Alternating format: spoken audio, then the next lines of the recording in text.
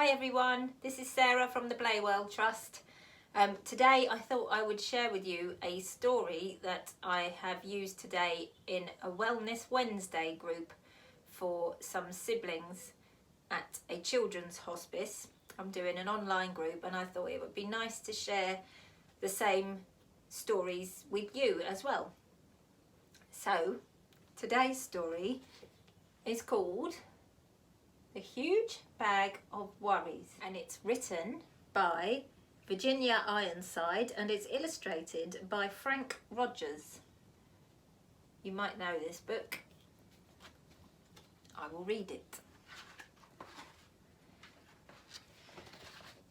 Jenny had always been happy. She had a lovely mum and dad, a great brother, well, most of the time. She had a best friend at school. She liked her teacher. And then, of course, there was Loftus.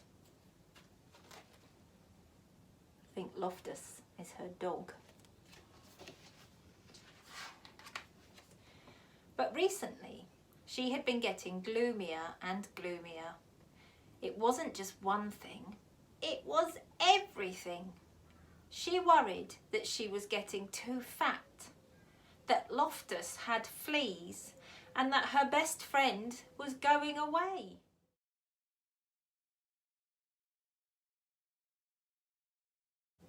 She worried that she was getting bad marks at school, and she thought she heard someone whispering about her in the playground. She worried when her mum and dad had an argument. She even worried about wars and bombs.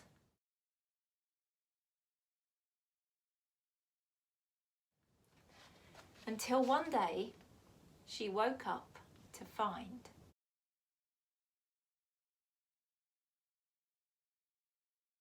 a huge bag of worries.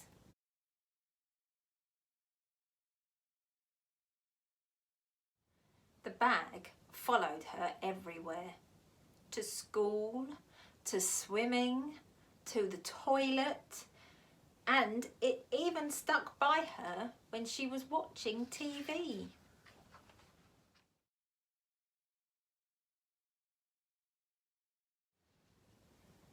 She tried ignoring it, but that didn't work. She tried throwing it away, but it always came back. She tried to lock it out, but when she got back to her bedroom, it was there, waiting for her.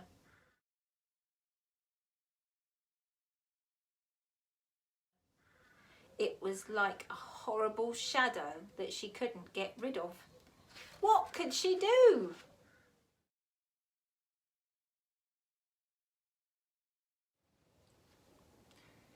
She asked her brother for help, but he was busy with his computer game, and all he said was, "I don't know what you're talking about.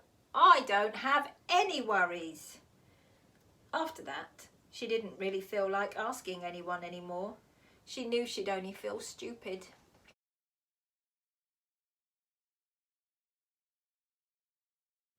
Mum would probably say, "You've got no worries that I can see. You're a lucky girl. You've got your health, your friends, your family. What more do you want?" So she decided not to tell her.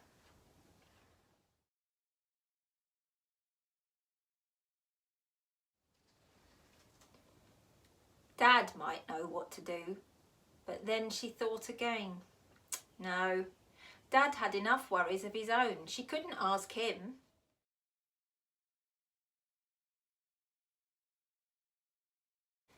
Every day, things got worse. The bag got bigger and bigger and bigger. She couldn't sleep because it kept tossing and turning beside her all night.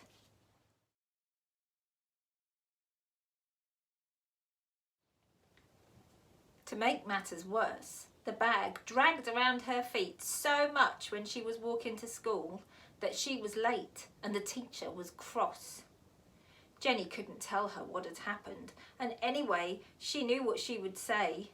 "You've got too many worries. In future, leave that bag at home."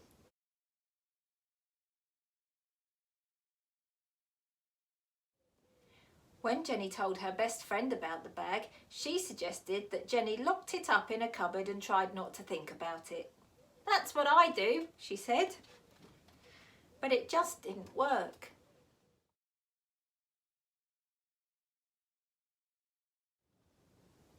Even Loftus couldn't help.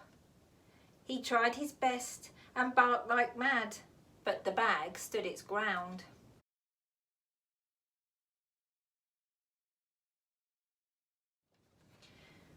One morning, Jenny woke up, got dressed and walked down the road. She had had enough. The tears started rolling down her cheeks. She sat on the garden wall and put her head in her hands. She thought she would have to live with the bag forever.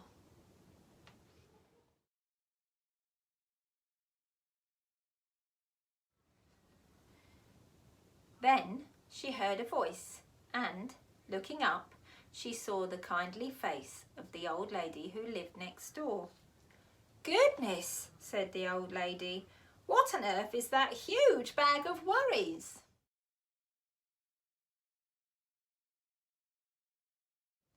Through the tears, Jenny explained how it had followed her for weeks and got bigger and bigger, and it just wouldn't go away. "Now, let's open it up and see what's inside," said the old lady.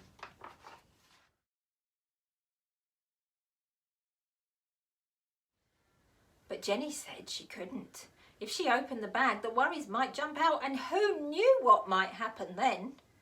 "Nonsense," said the old lady firmly. "There is nothing a worry hates more than being seen.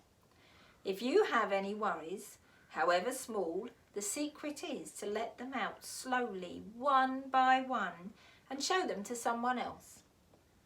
They'll soon go away." So Jenny opened the bag.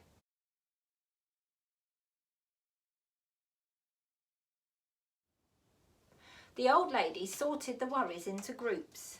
Jenny was astonished to see how small they looked when they were out in the open.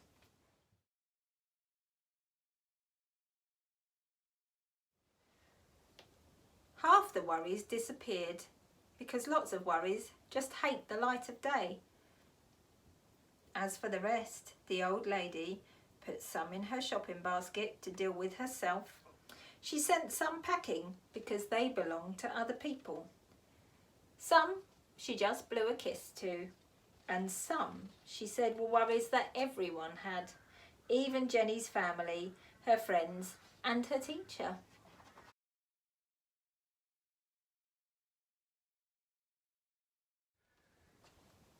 And as for the bag,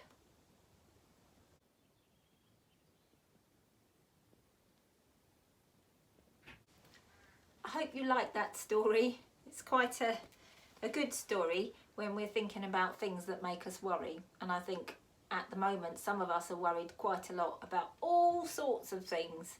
So maybe if you wanted to, after this story, you could do the activity that we're going to do on our Wellness Wednesday.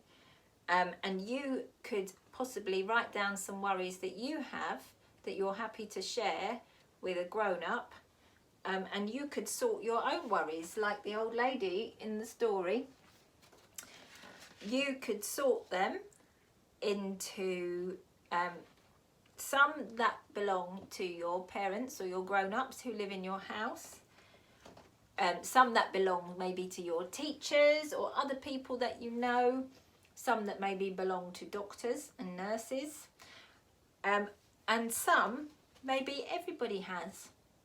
So you could sort them, cut them out and sort them into groups, and then talk about them with a grown-up in your house. And then if you wanted to, you could draw your very own worries as monsters. What would your worry look like?